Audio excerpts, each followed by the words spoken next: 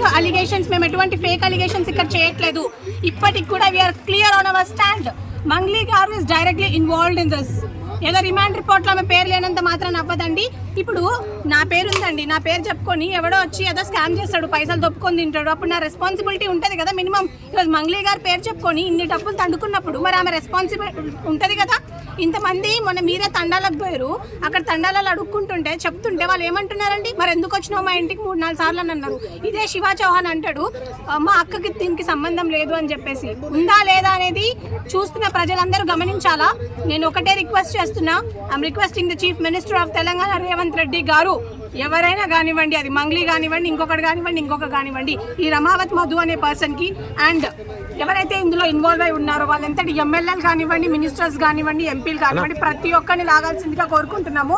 ఏదైతే 10% vote bank ఉందో మా ఎస్టీ ఓట్ బ్యాంక్, అది చాలా చాలా ఇంపార్టెంట్. ఈరోజు గవర్నమెంట్ ఈరోజు కాంగ్రెస్ పార్టీ గద్దెనెక్కిందంటే it's only because of us. ఎందుకన్నా మేము మోసం చేయలేదు అని చెప్పేసి it's part of our job అనుకుంటా అండి నాకు తెలిసి. ఈరోజు మంగ్లీ గారు అంటారు నేను కష్టపడి ఇంత దూరం వచ్చినా అని అంటున్నారు.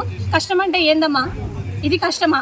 లేనోడి దగ్గర దోచుకొని తినడం ఇది కష్టం అంటారా? వాళ్ళ కడుపు కొత్తమ్మని ఒకటి చనిపోయారండి, వాళ్ళ ఫ్యామిలీని ఆదుకుంటారా, లేకపోతే ఈమె పైసలు పెట్టి వాళ్ళని చదివిస్తుందా?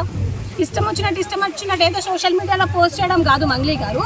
మీరు బయటకు రండి, ఈవెన్ నౌ ఇప్పుడు కూడా మేము రెడీగా ఉన్నాం. You can come out, you can ఒక డిస్కషన్ మాతో పెట్టినా కూడా వీఆర్ వెల్కమింగ్ యూ.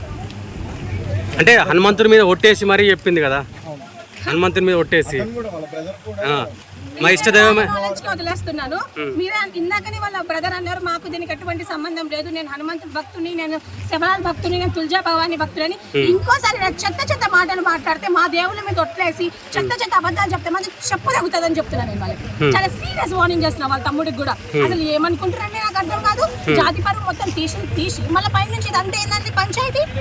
ఈ రోజు నేను ఒకటే రిక్వెస్ట్ చేస్తున్నాను గవర్నమెంట్ కూడా, ఇలాంటి చెత్తగాల మీద యాక్షన్ తీసుకోవాల్సిందిగా కోరుకుంటున్నాను.